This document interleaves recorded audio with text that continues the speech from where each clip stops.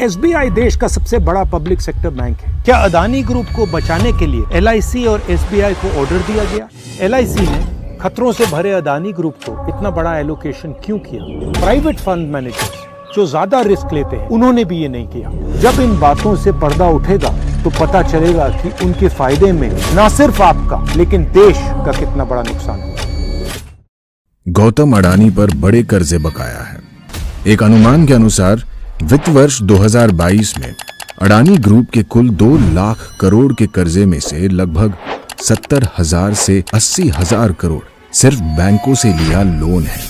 इसमें सबसे ज्यादा 27,000 करोड़ रुपए की देनदारी एसबीआई की है, 5,500 करोड़ रुपए बैंक ऑफ बड़ौदा का लोन और एलआईसी का अडानी ग्रुप के डेट और इक्विटी में 36,474.78 करोड़ रुपए का एक्सपोजर है। मित्रकाल में उठाए इस कदम ने अब आम भारतीयों के भविष्य को जोखिम में डाल दिया है। एसबीआई देश का सबसे बड़ा पब्लिक सेक्टर बैंक है जिसमें आपकी मेहनत की कमाई और आपके परिवार और आपके बच्चों के भविष्य के लिए जमा की हुई सेविंग्स रखी हुई है। अब सवाल ये उठता है कि इन बैंकों में रखे हुए पैसे जो आपके पैसे हैं उनको खतरे में कौन डाल रहा है? अदानी ग्रुप को सहायता देने के लिए और नुकसान से बचाने के लिए एलआईसी और एसबीआई से जबरदस्ती इन्वेस्ट करवाया जा रहा है।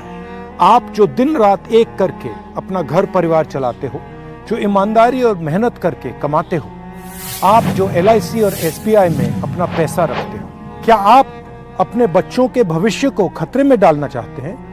नहीं ना? तो मेरा सवाल आपसे है, अदानी के नुकसान को भरने के लिए आपके पैसे क्यों लगाए जा रहे हैं?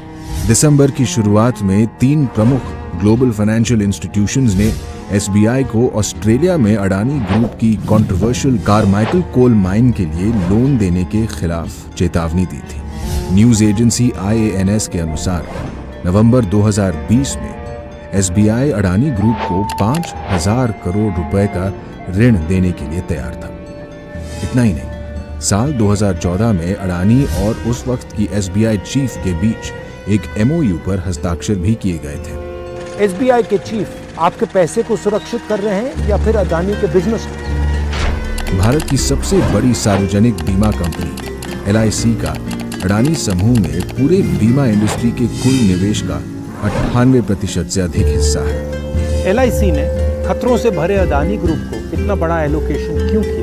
प्राइवेट फंड मैनेजर्स जो ज्यादा रिस्क लेते हैं उन्होंने भी ये नहीं किया। क्या ये पीएम का कर्तव्य नहीं कि एलआईसी जैसे फाइनेंशियल इंस्टीट्यूशंस का पैसा सुरक्षित रहे? हिंडनबर्ग की रिपोर्ट आने के बाद एलआईसी के शेयर्स की कीमत 50,000 करोड़ रुपए गिर गई। क्या पीएम 24 जनवरी 2023 के बाद अदानी में निवेश से एलआईसी को हुए असली नुकसान की सच्चाई बताएंगे? एलआईसी के इन्वेस्टमेंट के बाद घबराए हुए अदानी की रिटेल इन्वेस्टर्स की परेशानियों को कम करने के लिए पीएम क्या कर रहे हैं? ये कोई रहस्य नहीं है कि अडानी ग्रुप ने शेल कंपनियों के एक विशाल चक्रव्यूह का इस्तेमाल करके सामूहिक रूप से अडानी की सार्वजनिक लिस्टेड और प्राइवेट कंपनियों में अरबों डॉलर्स का लेन देन किया और ये अपने व्यापार की साफ जानकारी दिए बिना किया गया है।